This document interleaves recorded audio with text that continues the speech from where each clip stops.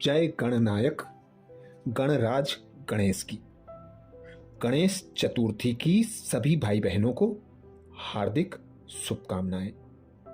गणेश जी का पर्व पूरे 10 दिन तक मनाया जाने वाला ऐसा पर्व है जिसमें भक्त बड़े उमंग उत्साह से गणेश जी की पूजा आराधना कर, गणेश जी को प्रसन्न कर अपनी इच्छा मनोकामनाएं पूर्ण कराते हैं। इस वर्ष 2024 में गणेश चतुर्थी 7 सितंबर को मनाई जाएगी, जो पूरे 10 दिन 17 सितंबर तक चलती रहेगी, जिसमें विशेष शुभ मुहूर्त जानना आवश्यक है। वैसे तो गणपति का आना और जाना दोनों ही शुभ माना जाता है।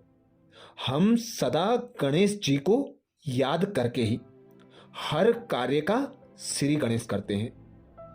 तो 7 सितंबर को गणेश जी की पूजा का मुहूर्त 11:03 से दोपहर 1:34 तक रहेगा। वैसे तो चतुर्थी तिथि का आरंभ 6 सितंबर 2024 को दोपहर 3:01 से शुरू होगा, जो 7 सितंबर को 5:30 बजे तक रहेगा।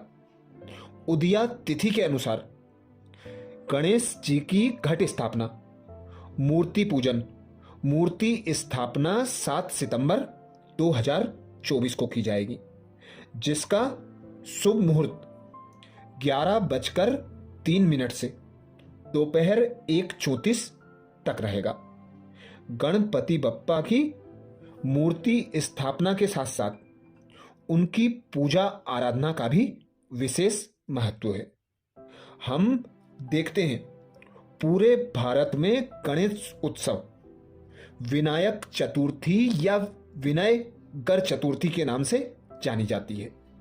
गणेश चतुर्थी का उत्सव 17 सितंबर को अनंत चौदस के दिन संपन्न होगा।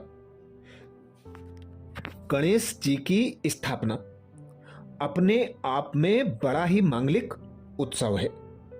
इनके साथ शुभ लाभ और रिद्धि सिद्धि की स्थापना भी होती है। ये सभी शक्तियां अपने नाम के ही अनुसार प्रभाव देती है। गणपति के आगमन पर घर में रंगोली और स्वास्तिक बनाते हैं। स्थापित होने के बाद हर दिन पूजन और अलग अलग मिठाइयों का भोग लगाकर उत्सव मनाया जाता है। इससे परिवार में प्रेम और एकता का भाव उपजता है। वहीं इनकी विदाई भी शुभ मंगलकारी और सिद्धि कामनादायी होती है। गणेश जी की आराधना करना सबसे सरल है। गणेश जी की मूर्ति के लिए सिर्फ मिट्टी की जरूरत होती है। मिट्टी को गणेश का रूप देकर उनकी पूजा की जा सकती है। पूजा आराधना का पूर्ण फल मिल जाता है। मिट्टी ना मिल पाए तो हल्दी की गांठ से भी गणेश बन जाते हैं। नारद पुराण में हल्दी के गणेश को स्वर्ण गणेश के समान प्रभावशाली बताया गया है। प्रतिमा ना मिल पाए तो पूजा की सुपारी में भी गणपति की स्थापना की जा सकती है। श्री गणेशाय नमः बोलते हुए सिर्फ रोली का छींटा, चावल के 2 दाने, गुड़ और बतासे से ही इनकी पूजा हो जाती है। इनकी सरल पूजा में भी अगर कोई गलती हो जाए तो भी इसको का भय नहीं होता। उत्साह और सृजन के स्वामी हैं गणेश। गणेश जी का जन्म ही सृजन का प्रमाण है। देवी पार्वती ने पुतला बनाकर उसमें प्राण डाले, ऐसे हुआ गणेश जी का सृजन। गणेश ही उत्साह के स्वामी हैं। इनका सीधा संबंध पृथ्वी से है। मान्यता है कि पृथ्वी के पुत्र मंगल के अंदर गणपति की वजह से ही उत्साह का सृजन हुआ था। अलग अलग युगों में गणेश के अवतारों ने संसार के शोक व संकट का नाश कर उत्साह पैदा किया है। इसलिए हर मांगलिक काम में उत्साह के लिए गणेश पूजन किया जाता है। अशुभ अमंगल का नाश करने वाले हैं विघ्न विनाशक गणेश। गणपति शुभ व अमंगल का नाश करने वाले देवों के देव हैं। अमंगल के साथ अशुभता के विनाश से ही जीवन में ऐश्वर्य व खुशहाली का संग्रह संभव है। इसलिए गणेश मंगल के समान शक्तिशाली हैं। उनके पूजन से साहस, पद व प्रतिष्ठा बढ़ती है। ज्योतिष शास्त्र में धन, ऐश्वर्य व संतान के स्वामी गणेश हैं, जबकि इन क्षेत्रों के ग्रह शुक्र हैं। उनसे गुरु समेत सभी ग्रह संतुष्ट रहते हैं। इसलिए उनकी उपासना नव ग्रहों के दोष से मुक्ति दिलाती है। शुभ मुहूर्त रूप है गणपति। आज्ञा बिना पूजा में नहीं जाते देव। गणेश को ही शुभ मुहूर्त कहा जाता है, यानी जिस काल में गणेश जी की उपस्थिति हो वो समय शुभ मुहूर्त हो जाता है। इसलिए सबसे पहले गणेश जी की पूजा की जाती है। गणपति सभी दिशाओं के स्वामी हैं। इनकी आज्ञा के बिना देवता पूजा स्थल पर नहीं पहुंचते। पहले वे दिशाओं की बाधा दूर करते हैं, फिर पहुंचते हैं।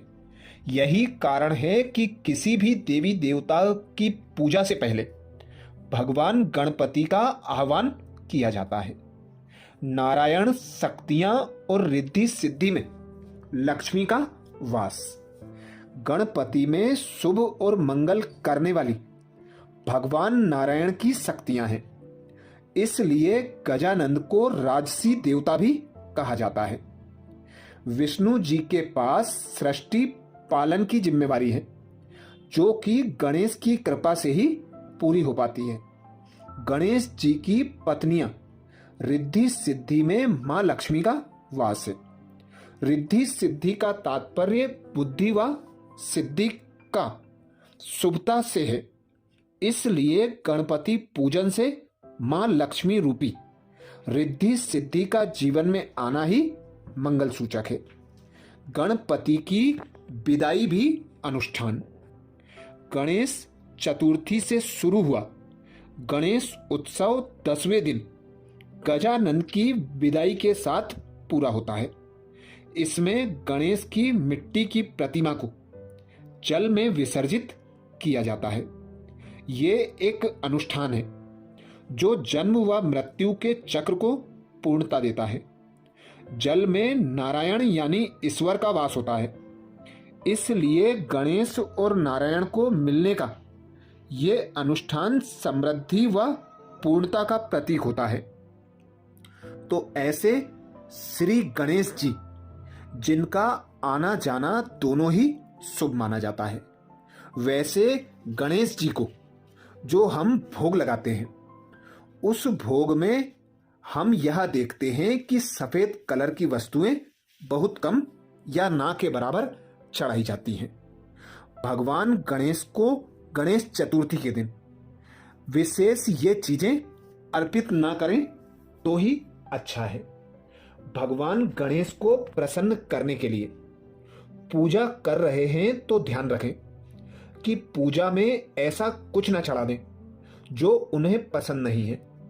जैसे तुलसी, गणेश जी को तुलसी नहीं चढ़ाई जाती, क्योंकि एक कथा के अनुसार उन्होंने तुलसी से विवाह का प्रस्ताव ठुकरा दिया था, जिसके चलते तुलसी ने उन्हें 2 विवाह का शाप दे दिया था। बाद में गणेश जी ने भी उन्हें राक्षस से शादी करने का शाप दिया था। इसके चलते उन्हें तुलसी नहीं चढ़ाई जाती। सफेद चीजों का प्रयोग। विघ्न विनाशक को सफेद चीजें नहीं चढ़ाई जाती।